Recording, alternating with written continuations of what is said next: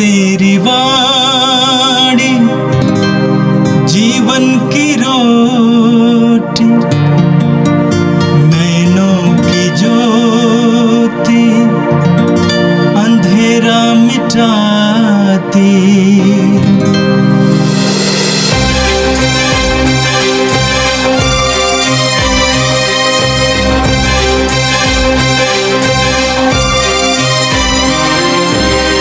प्रभु तेरी वाणी जीवन की रोटी, नैनों की ज्योति अंधेरा मिटाती। प्रभु तेरी वाणी जीवन की रोटी, नैनों की ज्योति अंधेरा मिटाती। वाणी वाणी वाणी वाणी वाणी पवित्र है, शाश्वत है, जीवन का मन्ना है। 25 जनवरी मंगलवार। पहला पाठ प्रेरित चरित अध्याय 9 पद संख्याएं 1 से लेकर 22 तक। साउल पर अब भी प्रभु के शिष्यों को धमकाने तथा मार डालने की धुन सवार थी। उसने प्रधान याजक के पास जाकर दमिश्क के सभागृहों के नाम पत्र मांगे, जिनमें उसे यह अधिकार दिया गया कि यदि वह वहां नवीन पंथ के अनुयायियों का पता लगाए तो वह उन्हें, वे पुरुष हों अथवा स्त्रियां, बांधकर यरूशलेम ले आएं। जब वह यात्रा करते करते दमिश्क के पास पहुंचा तो एकाएक आकाश से एक ज्योति उसके चारों ओर चमक उठी।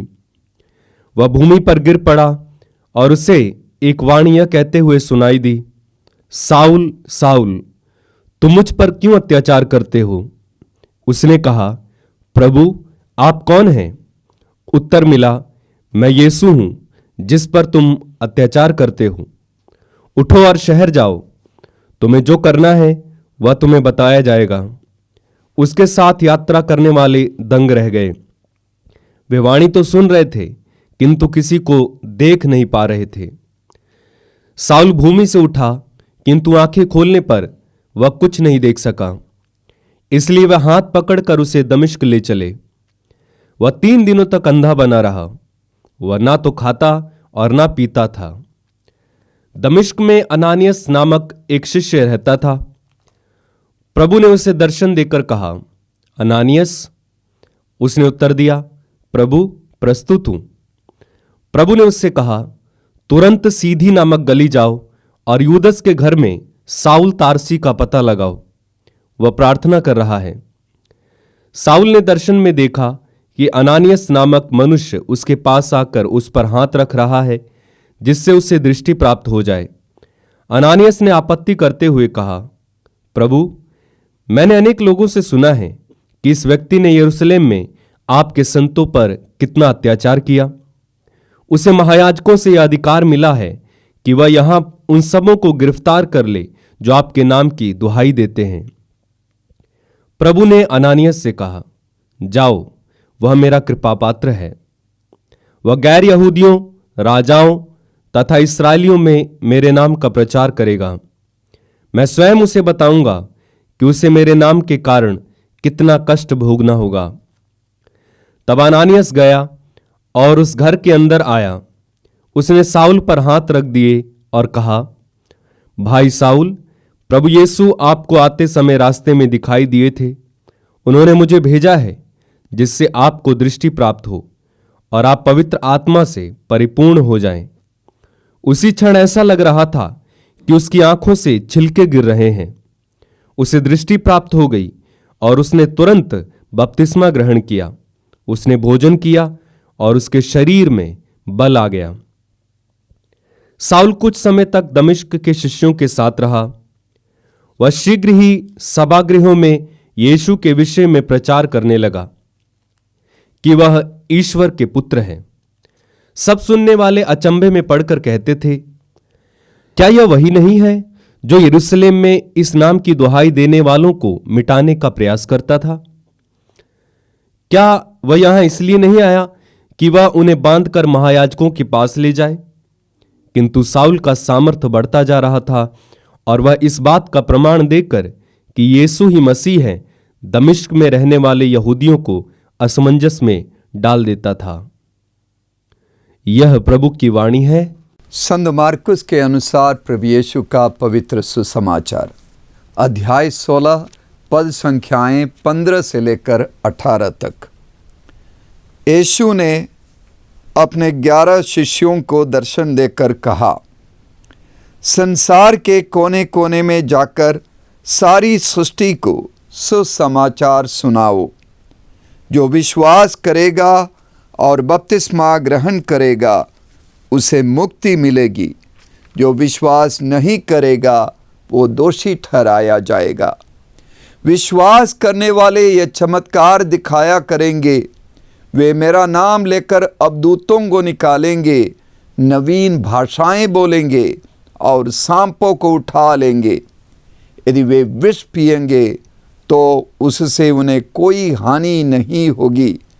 वे रोगियों पर हाथ रखेंगे और रोगी स्वस्थ हो जाएंगे। यह प्रभु का पवित्र सुसमाचार है। क्रिस्त प्रभु की जय। आज संत पौलुस के मन परिवर्तन का पर्व है। पौलुस का जन्म रोमी साम्राज्य के अंतर्गत सिसिलिया प्रदेश के राजधानी तारसुस में हुआ था।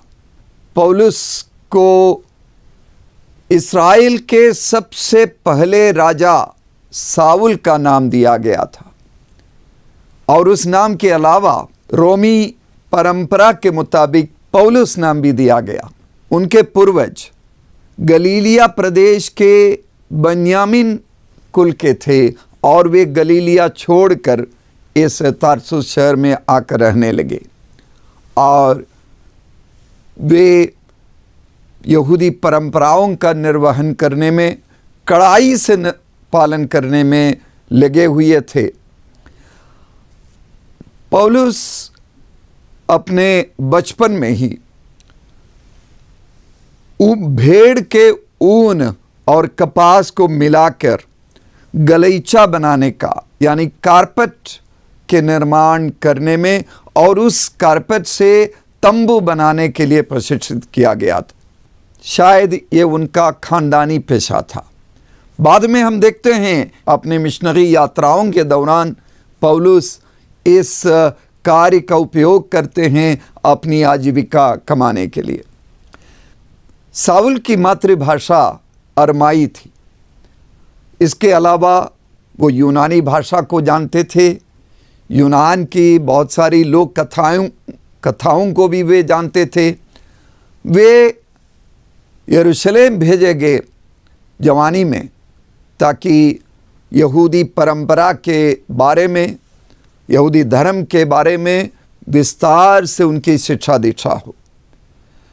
हिल्लेल परंपरा के सबसे बड़े गुरु गमालियल के अधीन में उन्होंने शिक्षा ली और उसके बाद यहूदी धर्म को फैलाने में और जो भी यहूदी धर्म के विरोधी है उनका उत्पीड़न करने में पौलुस लगे थे। हम उनके बारे में बाइबल में पहली बार संत स्तेफनुस की शहादत के दौरान पढ़ते हैं कि संत स्तेफनुस के वध करने में पौलुस ने साथ दिया और उसके बाद भी लगातार जो लोग यीशु के अनुयायी हैं उनका उत्पीड़न करने, उन्हें जेल में बंद करने, उनका वध कराने में वो लगे हुए थे। जिस तरह आज के पहले पाठ में विस्तार से वर्णन किया गया है, पौलुस स्वयं यरूशलेम के लोगों के सम्मुख गिरफ्तारी के बाद 2 बेड़ियों से जकड़े हुए ये कथा सुना रहे हैं कि उनके मन परिवर्तन की घटना कैसे हुई। यही घटना प्रेरित चरित्र में 3 बार इसका वर्णन हुआ है। प्रेरित चरित्र 9वें अध्याय में उसके 1 से 22वें पद तक और आज का पहला पाठ 22वां अध्याय 3 से 16 तक और 25 और 26वें अध्याय में, खास करके 26वें अध्याय के 9 से 18 में वहाँ अग्रिप्पा राजा के सम्मुख पौलुस वर्णन करते हैं कि उनका मन परिवर्तन किस तरीके से हुआ। घोड़े पर सवार होकर दमस्कस की ओर जा रहे थे तो वो गिराए गए घोड़े के ऊपर से एक ऐसी ज्योति उनके आंखों के सामने चमकी, वो दोपहर के बेला में, और पौलुस का आमना सामना हुआ प्रभु यीशु से। पहले वे समझे नहीं, उन्होंने पूछा कि आप कौन हैं? तब यीशु ने उन्हें बता दिया कि मैं वही हूँ जिसका तुम उत्पीड़न करते हो। और उसके बाद पौलुस के जीवन में एकाएक परिवर्तन हुआ। वो बहुत ही विनम्र होकर वापस चले जाते हैं और अननियास से चंगाई प्राप्त करते हैं और बपतिस्मा ग्रहण करते हैं। और इस तरह वो कलीसिया के सबसे महान प्रेरित बना, सबसे महान प्रचारक बना। पौलुस क्या थे, क्या बने, इसके बारे में पूछेंगे तो ज़्यादातर ईसाई ये कहेंगे पौलुस पहले यहूदी थे और ईसाई धर्म में उनका धर्म परिवर्तन हुआ था। वास्तव में इसी कारण यहूदी भी पौलुस की निंदा करते हैं। एक महान लेखक क्रिस्टर स्टेंडाल नामक लेखक अपनी किताब यहूदियों और गैर यहूदियों के बीच पौलुस नामक किताब में वो कहते हैं पौलुस का धर्म परिवर्तन या पौलुस का धर्मांतरण नहीं हुआ।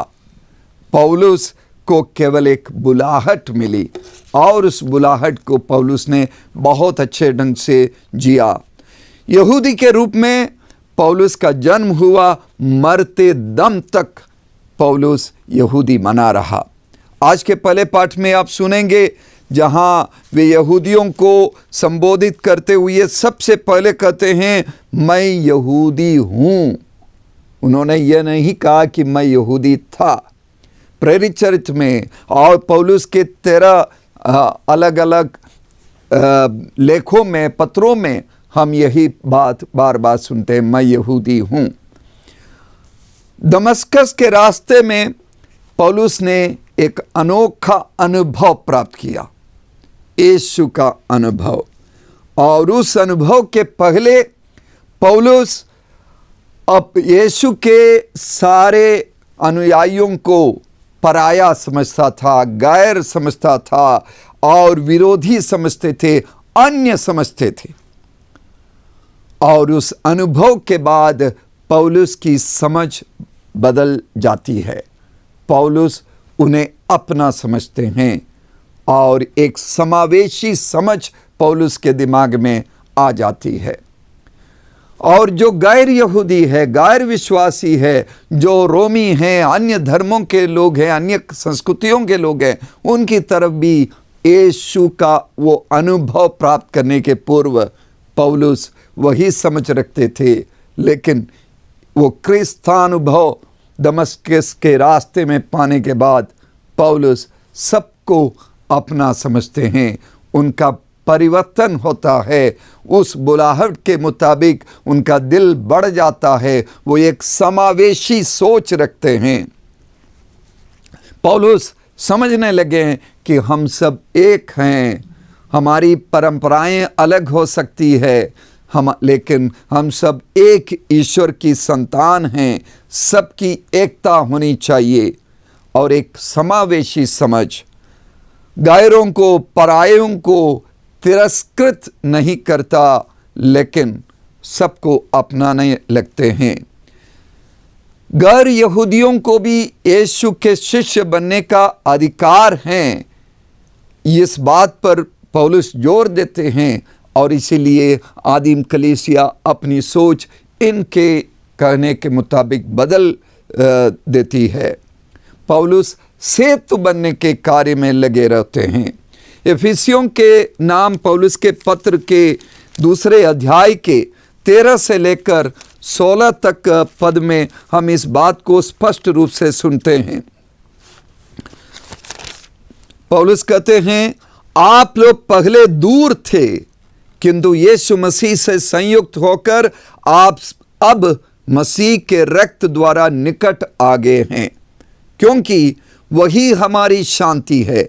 उन्होंने यहूदियों और गैर यहूदियों को एक कर दिया है। उन्होंने यहूदियों और गैर यहूदियों को एक कर दिया है। दोनों में शत्रुता की जो दीवार थी उसे उन्होंने गिरा दिया है और अपनी मृत्यु द्वारा विधि निषेधों की संहिता को रद्द कर दिया। इस प्रकार उन्होंने यहूदियों तथा गैर यहूदियों को अपने से मिलाकर एक नई मानवता की सृष्टि की और शांति स्थापित की। उन्होंने क्रूस द्वारा दोनों का एक ही शरीर में ईश्वर के साथ मेल कराया और इस प्रकार शत्रुता को नष्ट कर दिया। पौलुस ने अपनी बुलाहट के मुताबिक इस महान बुलाहट को समझ लिया, सेतु बनने का। इसलिए वो कहते हैं कि यीशु ने यहूदियों तथा गैर यहूदियों को अपने से मिलाकर एक नई मानवता की सृष्टि की और शांति स्थापित की है। इसीलिए एक नई मानवता और शांति का संदेश लेकर पौलुस ने 3 लंबी मिशनरी यात्राएं की और लोगों को इस बुलाहट के बारे में समझाते हैं। भाइयों बहनों, आज 25 जनवरी को कलीसियाई एकता सप्ताह का अंतिम दिन है।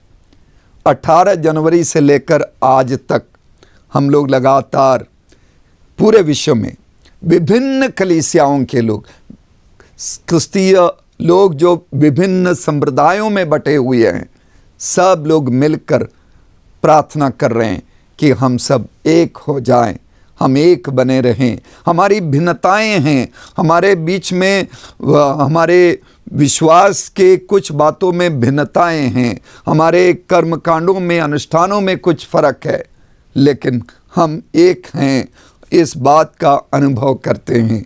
और आज पौलुस के मन परिवर्तन के दिन इसका समापन है, क्योंकि पौलुस एकता की बात कहते हैं।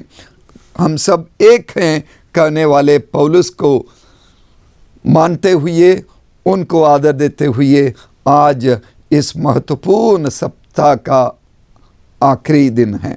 इसमें कैथलिक, गैर Catholic, Orthodox, Protestant, Pentecostal, Lutheran, विभिन्न संप्रदायों के लोग मिलकर प्रार्थना करते हैं और सहभागिता, आपसी सहयोग की बात करते हैं। आज के सुसमाचार में हमने मार्कुस के सुसमाचार के अंतिम अध्याय से यीशु के बातों को सुना। यीशु अपने स्वर्गारोहण के पूर्व अपने शिष्यों को दर्शन देकर उन्हें पवित्र आत्मा की कृपा दी और उन्हें सारे संसार में जाकर सुसमाचार सुनाने का आदेश दिया। और उन्होंने कहा, जो विश्वास करने वाले हैं वे ये चमत्कार दिखाया करेंगे। यीशु स्पष्ट रूप में हमें अपनी पहचान बताते हैं। वो पहचान क्या है?